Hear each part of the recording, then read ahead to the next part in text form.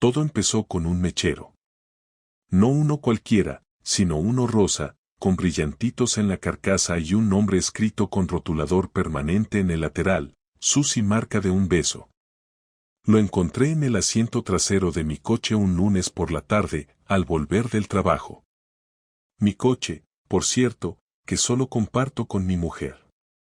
Lo primero que pensé fue que se lo había dejado alguna amiga suya. A Laura no le gustan los mecheros, ni siquiera fuma, pero tiene amigas que sí. Así que, en teoría, no era nada grave. Pero entonces recordé algo que me hizo arquear las cejas. El domingo, Laura había salido a dar una vuelta sola, según dijo, porque necesitaba aire.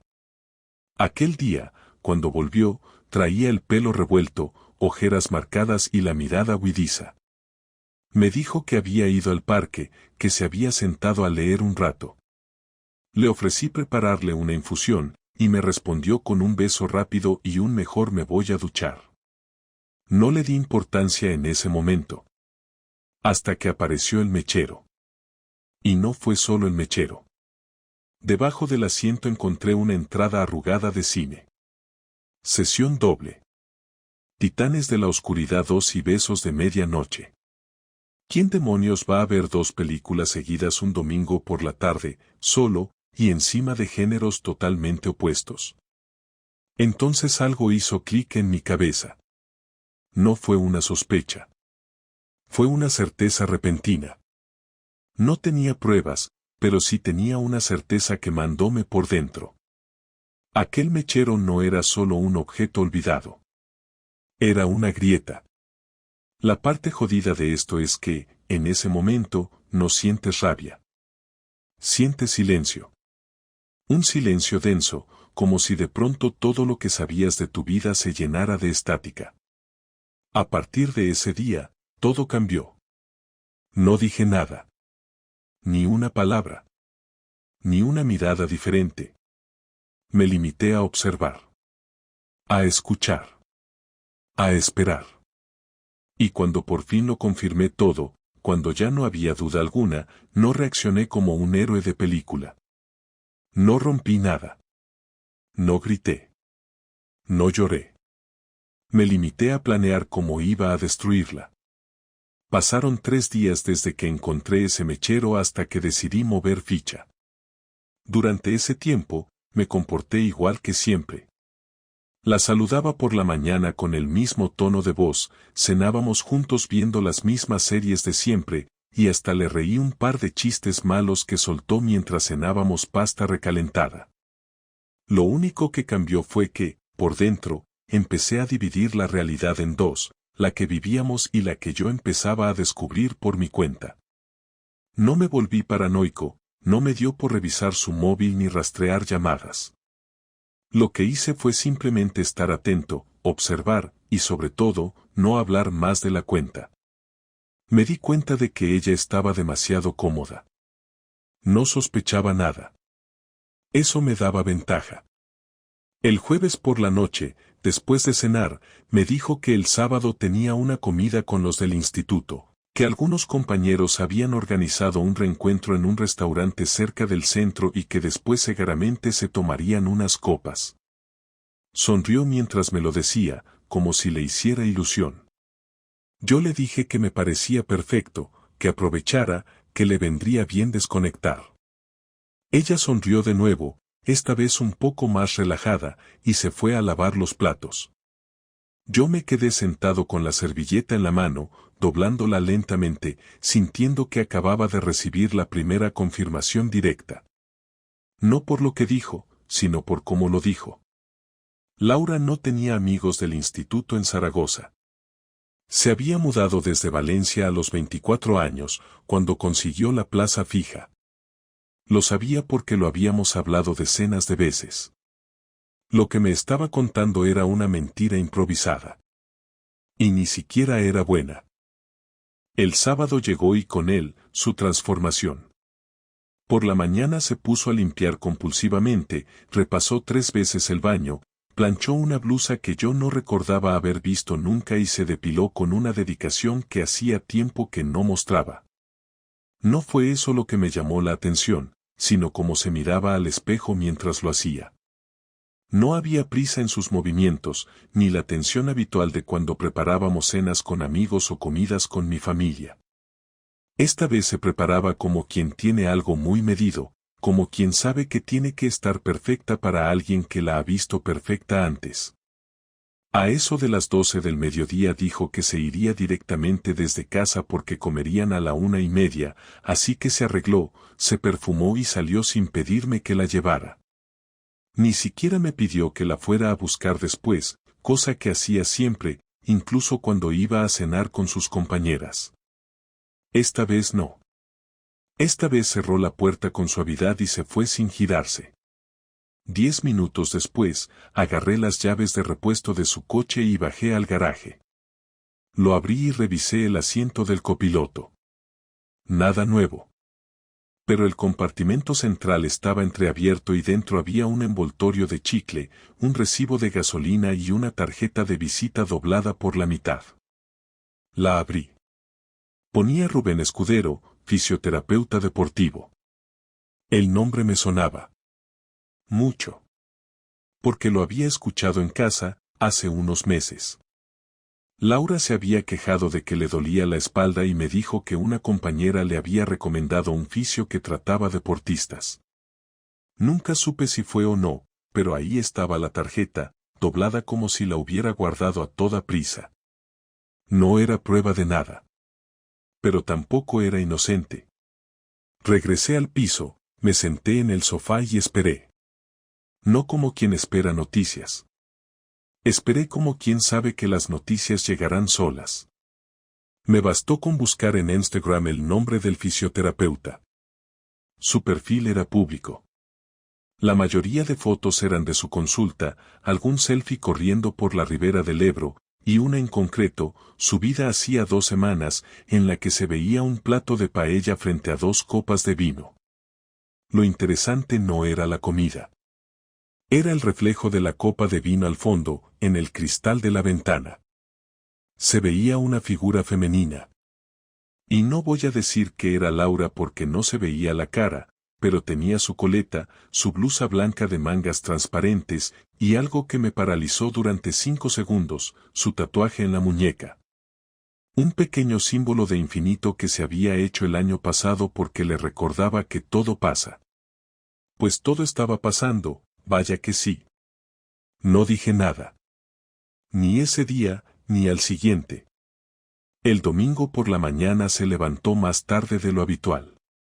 Me dijo que la cena con los del instituto se había alargado mucho, que algunos se animaron y acabaron en un bar de la zona vieja tomando gin tonics. Inventó nombres, anécdotas absurdas, incluso me enseñó una foto grupal donde solo se veían 5 personas en una terraza. Ninguna cara conocida. Todos con gafas de sol. Habló durante 5 minutos como si la mentira necesitara volumen. Yo asentía en silencio. Sabía que estaba mintiendo. Y ella sabía que yo la estaba escuchando. Lo que ninguno de los dos sabía aún era lo que iba a hacer yo con todo esto. No le pregunté nada, no hice un solo comentario. Pero esa tarde, mientras ella se duchaba, salí de casa, cogí un taxi y me fui hasta la dirección que aparecía en la tarjeta del fisio. Fingí estar buscando tratamiento para una contractura, pregunté por horarios, precios, disponibilidad. Quería verle la cara. Quería saber si el tipo por el que ella estaba dispuesta a desmontar 9 años de vida compartida tenía al menos cara de cabrón. Lo tenía. Era guapo, de gimnasio, sonrisa fácil. Me saludó sin saber quién era yo. Me tendió la mano. Y yo, mientras se la apretaba, pensé en lo fácil que era para él acostarse con una mujer casada, y en lo fácil que iba a ser para mí devolverle el favor, pero no con golpes. Con algo más lento. Algo que no olvidara nunca. Salí de allí con una cita programada para el martes. No porque me doliera la espalda, sino porque acababa de empezar mi propia sesión de preparación. Para lo que vendría después. El martes por la tarde llegué a la consulta del fisioterapeuta con 10 minutos de antelación. Me senté en la sala de espera fingiendo leer un folleto sobre lesiones deportivas. No me interesaban los esguinces ni las contracturas, quería ver cómo se movía ese tal Rubén, cómo trataba a sus pacientes, cómo hablaba con la recepcionista, cómo respiraba. Me estaba preparando para algo que no tenía ensayado, porque no se trata solo de gritarle a un tipo que se está acostando con tu mujer, sino de decidir qué tipo de hombre vas a ser tú en ese momento. 15 minutos después, él salió por la puerta con una sonrisa automática, miró su tabla y dijo mi nombre como si nada. Me puse en pie, le di la mano y pasamos a la sala de tratamiento. Me preguntó por la molestia y le dije que era en la espalda baja. Me pidió que me tumbara boca abajo en la camilla, y mientras lo hacía, pensé en lo que iba a decirle, en si debía ir directo o si era mejor empezar suave. Pero no me hizo falta decidirlo, porque en cuanto empezó a tocarme la espalda, me habló como si ya fuéramos amigos. Me dijo que estaba cargado, que era muy común en hombres de mi edad, que seguramente pasaba muchas horas sentado o de pie. Me hablaba con ese tono relajado de quien cree tener todo bajo control. Y ahí fue cuando lo solté. No sé si te suena el nombre de Laura Sanz. Se detuvo un segundo, pero no fue un silencio largo. Volvió a mover las manos como si nada, aunque la presión había bajado. No dijo nada, así que continué. Es mi mujer. O al menos lo era hasta que empezaste a follártela. Ahora sí se detuvo del todo. Las manos quietas, la respiración un poco más agitada. No se giró, no se disculpó, no negó nada. Simplemente se quedó de pie, al lado de la camilla. Me giré, me senté, y lo miré a los ojos. Parecía más joven de cerca. Tenía esa expresión de alguien que no está acostumbrado a que las cosas se le compliquen. Tragó saliva y dijo lo primero que se le ocurrió. Mira, yo no sabía que era casada cuando la conocí. No me importa si lo sabías o no. Ya lo sabes. Y yo también sé quién eres. Esto no es una amenaza. Solo quería verte la cara cuando te lo dijera. Se quedó quieto, como si esperara que le pegara, pero no tenía ganas de eso. No iba a resolver nada a golpes. Me levanté, me puse la chaqueta y me dirigí a la puerta. Antes de salir, me giré. Tranquilo. No voy a hacerte nada a ti. Pero esto ya no es solo entre tú y ella. Ahora es asunto mío. Que tengas buena tarde, Rubén. Caminé de regreso a casa sin prisa. En vez de tomar un taxi, quise hacerlo a pie, como si cada paso me ayudara a calmar el fuego que sentía en el estómago. Llegué a casa y la encontré cocinando. Lentejas. Un plato que odiaba, pero que ella solía hacer porque decía que eran sanas. La saludé con un beso en la mejilla y me fui al baño. Me lavé las manos, me miré al espejo y me dije a mí mismo que no iba a estallar. Que todo tendría su momento. Esa noche cenamos en silencio. Me preguntó si me sentía bien, y le dije que sí, que estaba un poco cansado del trabajo. Me habló de sus clases, de una alumna que había hecho una redacción brillante, de una compañera que estaba de baja por ansiedad. Yo asentía, bebía agua, masticaba despacio. No me interesaba nada de lo que decía. Estaba esperando a que terminara la rutina para romperla desde dentro. Cuando acabamos, me levanté, lavé los platos y luego le dije que teníamos que hablar. Se sentó frente a mí, todavía con el delantal puesto, y me miró con cierta inquietud. Creo que algo dentro de ella ya intuía lo que venía, pero aún tenía esperanzas de que no fuera eso. Respiré hondo. Quiero que seas sincera conmigo. Solo una vez. No me hagas perder más tiempo, ¿te estás acostando con Rubén Escudero? Su cara se congeló. El silencio fue tan tenso que se podía oír el ventilador de la cocina. No dijo nada. Solo me miraba. Y después de unos segundos, bajó la mirada. No lloró. No se defendió. No negó nada. Fue una vez. ¿Solo una vez? Sí. No me mientas, Laura. No empieces con eso ahora. No te estoy mintiendo. Fue una vez. Nos vimos, tomamos algo, hablamos. Y pasó. Pero no fue planeado. No significa nada. No significa nada, te acuestas con otro y me dices que no significa nada, entonces ¿por qué me mentiste? ¿Por qué dijiste que ibas a una comida del instituto? Porque sabía que te lo ibas a tomar mal. ¿Y cómo creías que debía tomarlo? Con un aplauso, con una invitación a cenar con vosotros. ¿No es así? Entonces, ¿cómo es? Dímelo tú. Explícamelo.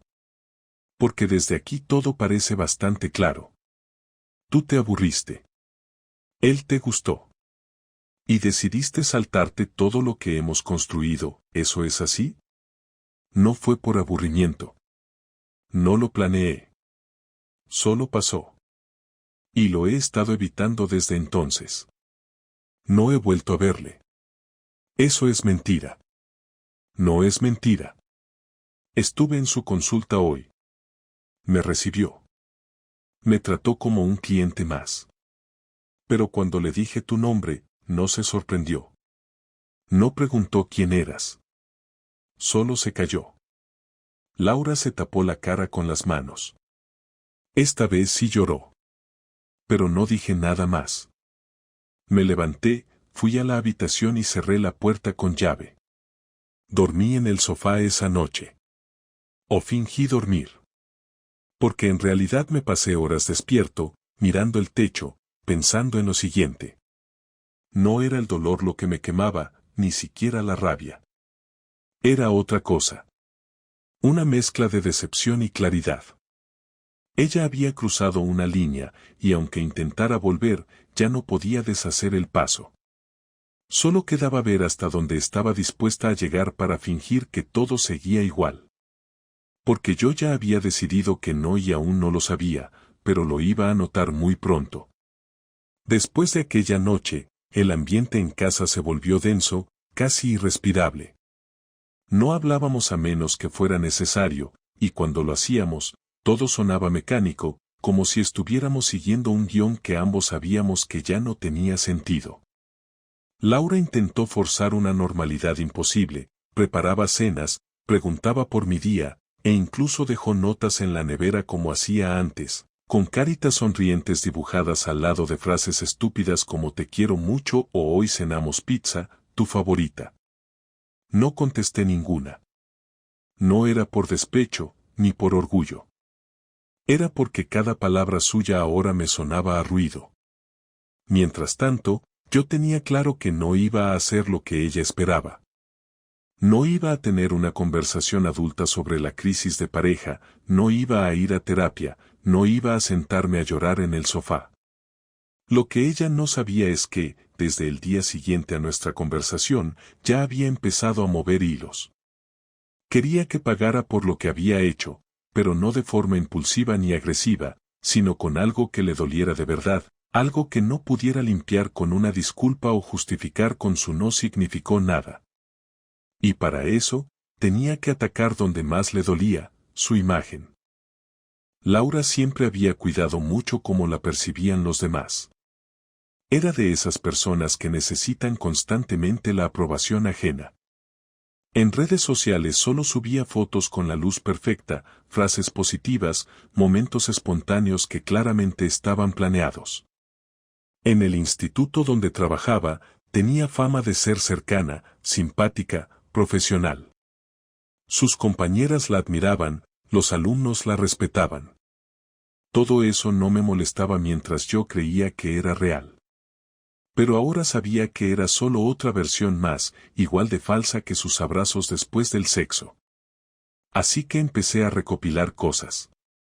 Conversaciones que tuvimos sobre su trabajo, detalles que me había contado sobre sus compañeras, nombres, hábitos, horarios.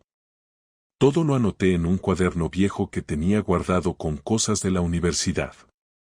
En ese mismo cuaderno, pegué una copia de la foto que había encontrado en el perfil de Rubén, la de la comida con la copa de vino. Hice zoom en la zona del reflejo, imprimí la imagen y la marqué con un círculo rojo. También imprimí la tarjeta del fisioterapeuta y la factura de la sesión falsa que me hizo el día que lo visité. No tenía claro aún cómo usarlo, pero sabía que lo necesitaría. El segundo paso fue conseguir acceso a sus redes sociales. No sabía su contraseña, pero tenía acceso al ordenador portátil que usaba en casa.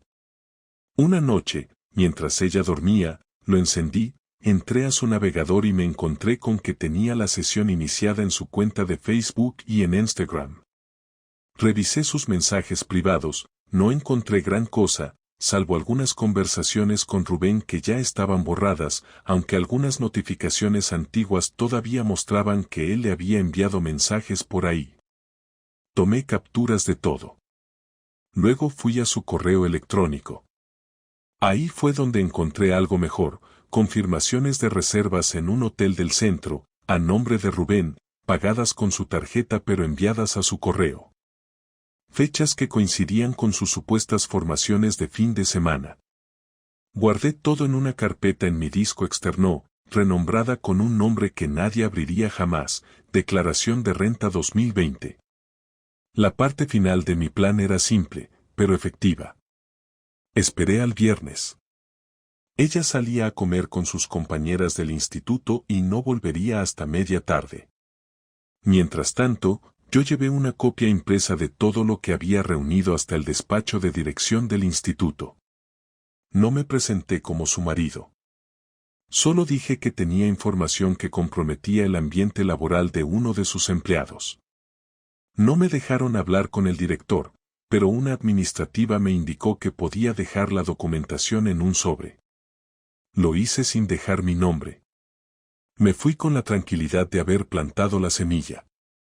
Al llegar a casa, Laura ya había vuelto. Estaba en el sofá, viendo una serie, como si nada. Me preguntó si quería pedir algo de cena. Le dije que no tenía hambre. Me miró con esa expresión de quiero arreglarlo pero no sé cómo, pero ya no me importaba. Esa noche dormí en la habitación de invitados, como venía haciendo desde hacía días. No hubo lágrimas, ni reproches, ni escenas. Solo una espera silenciosa a que todo empezara a romperse por sí solo. El lunes siguiente, cuando regresó del trabajo, venía seria. Dejó el bolso en el suelo, se sentó en el borde de la cama y me llamó. Fui hasta allí sin decir nada. Tardó unos segundos en hablar. Hoy me llamaron del despacho del director. Alguien dejó cosas. ¿Qué cosas? Fotos. Facturas. Mensajes. De Rubén y de mí. ¿Y qué te dijeron? Que iban a investigar. Que mientras tanto preferían que trabajara desde casa unos días. Que es lo mejor para la institución. Asentí, me crucé de brazos y la observé. Se la notaba nerviosa, no tanto por la suspensión, sino por el hecho de no saber cómo había pasado todo. No entiendo cómo ha llegado eso ahí, dijo en voz baja. No te preocupes. Seguro que alguien muy cercano a ti lo hizo. Tal vez incluso alguien que te escuchó mentirle en la cara durante semanas. No respondió. Ni siquiera intentó negar lo obvio. Solo bajó la cabeza, como si por fin entendiera que esto no se arreglaba con palabras. ¿Vas a seguir con él?, le pregunté. No lo sé. Pues piénsalo rápido. Porque en esta casa ya no te queda mucho tiempo. Me giré, salí del dormitorio y cerré la puerta. No con rabia. Solo con la certeza de que, poco a poco, todo lo que ella había construido en paralelo a nuestra vida se estaba derrumbando, y lo estaba haciendo sin que yo tuviera que mover un dedo más. Porque a veces, lo único que hay que hacer es dejar que las cosas caigan por su propio peso. Y observar desde fuera cómo se rompen, una por una. Las siguientes 2 semanas pasaron con una calma tensa, como si ambos estuviéramos esperando a ver quién hablaba primero, quién rompía el silencio de verdad, no con frases sueltas o preguntas sobre la compra, sino con una conversación que pusiera las cartas sobre la mesa de una vez por todas. Laura seguía trabajando desde casa. No mencionaba el tema del instituto, y yo tampoco preguntaba. Dormíamos en habitaciones separadas, apenas cruzábamos miradas. Algunas noches la escuchaba llorar, otras simplemente se quedaba sentada en el comedor, con la televisión encendida sin volumen. Yo no sentía lástima ni compasión. Solo esperaba. Sabía que se estaba acercando el momento. No sabía si lo provocaría ella o yo, pero era evidente que algo iba a estallar. Y finalmente ocurrió. Un sábado por la tarde, mientras estaba en la cocina preparando un café, la vi aparecer en la puerta. Tenía los ojos hinchados y el rostro pálido. No parecía haber dormido bien en días. Se apoyó en el marco sin decir nada. La miré sin moverme. Solo la esperaba. «Podemos hablar», dijo, con la voz más baja que le había escuchado nunca. Asentí y dejé la taza en la encimera. Caminamos hasta el salón y nos sentamos en los extremos opuestos del sofá. El aire entre nosotros no estaba cargado, estaba muerto. Y ella lo sabía. «No sé por dónde empezar», dijo, sin mirarme directamente. «Empieza por lo que no has dicho todo este tiempo». Suspiró, bajó la mirada, y luego la volvió a subir. Esta vez sí me sostuvo la mirada. No fue solo una vez. Lo sé. Fueron, no lo sé. Varias. Empezó como algo tonto, algo que no pensaba que pasaría. Me gustó cómo me hablaba, cómo me miraba. Me sentí deseada. Y después me convencí de que no te hacía daño si no te enterabas. Fue cobarde, lo sé. Pero no era algo constante, no era una relación. Al menos no para mí. ¿Y para él? No lo sé. A veces parecía que quería más, otras no. Nunca hablamos de algo serio. ¿Lo ves todavía? No desde que me suspendieron. Le dije que necesitaba pensar. ¿Y has pensado? Sí. ¿Y qué has decidido? Se quedó en silencio. Por un momento pensé que iba a soltar alguna excusa, alguna petición para seguir juntos, pero no. Bajó la cabeza otra vez y habló sin rodeos. No quiero seguir con él. Pero tampoco sé si quiero seguir contigo. Y no porque no te quiera. Es que, no sé si podemos volver a tener lo que teníamos. No después de esto. No después de todo lo que he hecho. Esa fue la primera vez que admitió de forma directa que lo había arruinado. No vino con promesas vacías ni súplicas. Solo con un reconocimiento tardío. No me alegró. Pero al menos no era otra mentira. Yo tampoco quiero seguir contigo, respondí, sin levantar la voz. Se quedó inmóvil. No lloró. Solo asintió. Como si lo hubiera sabido desde hacía días. No es por venganza, ni porque te odie, añadí. Pero esto no se puede recomponer. Me he pasado los últimos años creyendo que compartía la vida con alguien que me respetaba. Y ahora no puedo ni mirarte sin recordar cada una de tus mentiras. No es solo lo que hiciste. Es como me hiciste sentir todo este tiempo sin que yo supiera nada. No puedo construir nada encima de eso. No tengo ganas. No tengo fuerza. Lo entiendo, dijo ella, y esta vez sí se le quebró la voz. Lo entiendo de verdad. Nos quedamos callados un rato largo. Yo no tenía nada más que decir. Y ella parecía estar procesando lo que acababa de escuchar. Finalmente, habló otra vez. ¿Vas a pedir el divorcio? Sí. Ya he hablado con un abogado. No quiero nada tuyo. Podemos repartir el piso, venderlo o lo que quieras. Pero esto tiene que terminar ya. ¿Cuándo pensabas decírmelo? Hoy. Lo tenía decidido desde hace una semana. Pero quería escuchar si aún tenías el valor de enfrentarme con la verdad. Te lo concedo. Tarde, pero al menos no seguiste mintiendo. Ella asintió de nuevo. No discutió.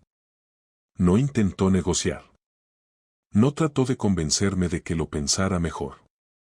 Solo me miró con esa mezcla de resignación y vergüenza que tienen los que saben que han cruzado un límite sin retorno. ¿Y tú? Pregunté, no porque me importara, sino por cerrar el círculo. ¿Qué vas a hacer ahora? No lo sé. Buscaré otro trabajo, tal vez en otro instituto o en alguna academia. Necesito alejarme un tiempo. Estar sola.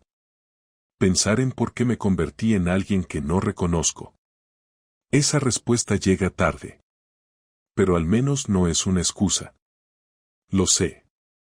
Nos quedamos ahí sentados un rato más. Sin hablar, sin tocar nada. Solo respirando ese último momento en el que aún éramos algo, aunque fuera en ruinas. Después, me levanté, fui a la habitación y empecé a guardar mis cosas. No dije a dónde me iba ni cuánto tiempo me quedaría fuera. Ella tampoco preguntó. Solo se quedó sentada en el sofá, con las manos entrelazadas, mirando al suelo, aceptando en silencio que su historia conmigo había terminado. Y que esta vez, no había forma de borrarlo ni esconderlo. Solo quedaba vivir con ello. Y seguir. Como pudiera. Me fui el lunes por la mañana con una mochila y una maleta pequeña, sin hacer ruido y sin dejarle ninguna nota. Cerré la puerta del piso con la misma llave que siempre, pero que ya no me servía para nada. No miré atrás al salir del portal, no revisé si ella se levantaba a despedirme, porque sabía que no lo haría. Sabía que estaba en la cama, despierta, con los ojos abiertos y la mente repasando cada una de sus decisiones. No lo necesitaba. No quería nada más de ella. Había tenido la oportunidad de cuidarlo y decidió romperlo. Lo único que me importaba ahora era alejarme de todo eso antes de que el desgaste me hiciera daño en serio. Me quedé unos días en casa de mi primo, que vive en la zona norte, y luego alquilé un estudio por 3 meses. No era un gran lugar, pero tenía lo necesario. Una cama decente, cocina propia y sobre todo, silencio. Mucho silencio. Al principio no sabía qué hacer con tanto espacio, con tanta libertad. Me sentaba en la silla del balcón con una cerveza en la mano, sin música, sin televisión, y simplemente pensaba. No pensaba en ella, no pensaba en Rubén, no pensaba en el instituto ni en lo que diría su familia cuando se enteraran. Pensaba en mí. En lo que había soportado. En lo que dejé pasar sin darme cuenta.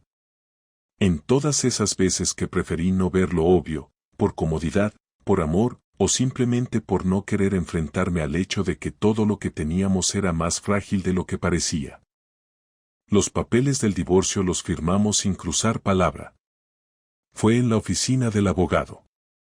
Ella llegó antes que yo, se sentó con la espalda recta, bien vestida, como si el aspecto externo pudiera ocultar el desastre interior. No me miró mientras firmaba. Yo tampoco la miré a ella. Cuando el abogado dijo que ya estaba todo arreglado, me levanté, le di la mano y me fui. No necesitaba una última conversación. Ya la habíamos tenido. No me interesaba saber si estaba bien o si se arrepentía. Me bastaba con saber que esa etapa estaba cerrada y que no había vuelta atrás. Volví al estudio, dejé los papeles en un cajón y me serví una copa. No para celebrar. Solo para marcar que ese día era el último con su nombre legalmente unido al mío. Esa noche dormí mejor que en todo el último mes. Pasaron las semanas. Volví a mi rutina, al trabajo, a los cafés con compañeros, a las compras de supermercado. Me acostumbré a vivir solo, y no me resultó difícil. De hecho, lo disfruté.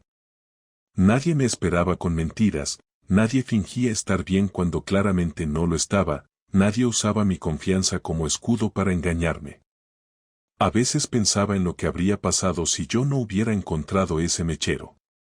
Si no hubiese dudado de esa salida absurda con gente del instituto. Tal vez habría tardado meses más en saberlo. Tal vez nunca lo habría sabido y habría seguido durmiendo con una mujer que ya había borrado todo respeto hacia mí. Pero no fue así. Y aunque el camino fue sucio, duro, desgastante, me sentía tranquilo por dentro. Porque no me quedé esperando. Porque no fui ese tipo que se arrastra, que suplica, que se conforma. Fui el tipo que lo descubrió, lo enfrentó y lo terminó. Sin perder el control. Sin perder la cabeza. Con los pies en el suelo. Un día, a los 2 meses del divorcio, me llegó un mensaje suyo. No decía nada extraordinario. Solo preguntaba si estaba bien. Le respondí con un simple sí, estoy bien. No me escribió más. Supongo que con eso entendió que ya no había espacio para ella en mi vida. No bloqueé su número, no borré sus fotos, no quemé ninguna prenda suya como harían otros. Solo decidí no volver a buscarla, no volver a pensar en ella más allá de lo necesario. Había aprendido lo suficiente. Y no necesitaba recordatorios. Lo que aprendí de todo esto no es una lección bonita. No es algo que puedas colgar en una pared ni repetir como frase de autoayuda. Aprendí que la gente cambia sin avisar, que lo que parece estable puede desmoronarse en una noche, y que confiar no es garantía de nada. Pero también aprendí que uno no se muere por eso. Que la vida sigue. Que hay un después. Y que no hace falta llenar ese vacío con otra persona, ni con rencor, ni con dramas. Se llena con uno mismo, con tiempo, con verdad. Ahora, cada vez que paso cerca del barrio donde vivíamos, no siento rabia. No siento nostalgia. Siento distancia. Como si lo que pasó hubiese ocurrido en otra vida. Y quizás así sea. Porque ya no soy el hombre que confiaba ciegamente, que creía que el amor bastaba. Ahora soy alguien más despierto, más frío quizás, pero también más libre. Y eso, por más duro que haya sido el camino, vale la pena. Porque al final, lo único que queda es lo que uno hace cuando ya no queda nada. Y yo, al menos, lo hice bien.